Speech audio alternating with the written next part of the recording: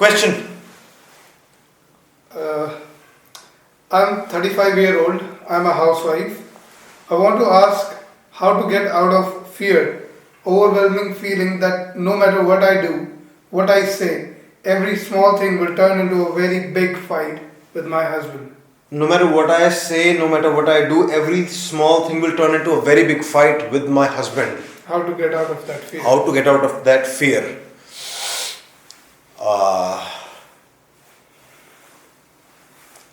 I would start with one basic thing, that is, nobody can drag you into a fight without your choice. So this housewife, she's saying, she's always fearing, okay, whatever she does, whatever she says, or whenever she wishes to talk to her husband, she's fearing that it will turn into this argument and a big fight. What she doesn't know is, or what she hasn't realized yet, nobody can fight with you without your choice. Nobody can make you angry, and nobody can actually make you happy without your choice. It goes both ways. So your happiness, your anger, and your fighting or not fighting, everything depends on yourself.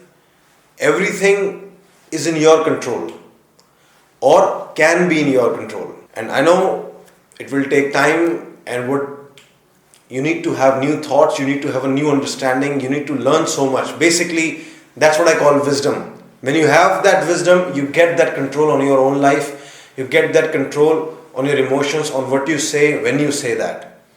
So then you start feeling in control. Okay, now I'm in the place that I wish to be, and nobody can just drag me out of it, nobody can pull me out of it without my choice. I'll fight when I want to, I'll not fight when I want to. Now this is a real fear. This can be a real fear because like your husband comes home from work, okay, and you can't even ask him, why are you so late? Because you know he'll immediately get angry, he'll get irritated, and it'll turn into a fight. Snap.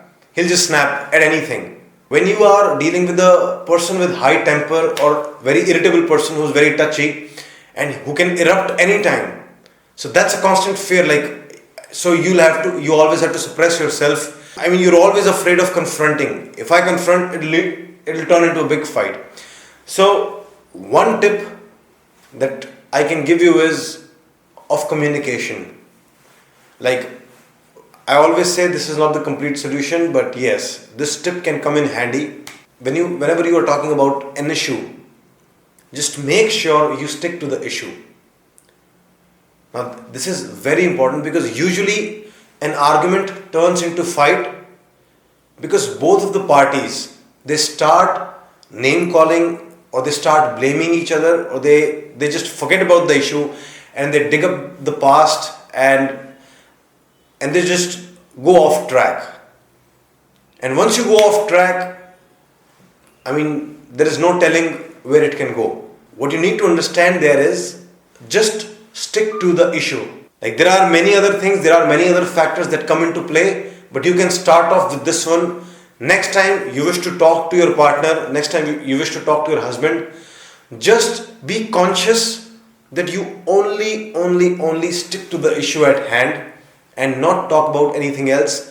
That can prevent a lot of heated arguments, a lot of off-tracking, and a lot of ugly conflicts. Okay? So something that you can start off with. If you have more questions, if you want to know more, you can of course write to me. Write me an email. If there is a fight that you've had recently, just note it down, write it down, and just email it to me. I can specifically tell you what to do in that situation. But as a general concept, as a general problem, this is the most important tip I can give you. These wisdom answers, these small answers are not the complete solution. If you are unhappy, which I know you are, and if you have real problems, which I know you do, you need to invest your time and money in counseling. So find a really good psychologist or a good counselor or come to me. I am the best of all. But always remember, be proud of taking counseling. It's the smartest thing to do. And yeah, don't forget to subscribe unless you want to die unhappy.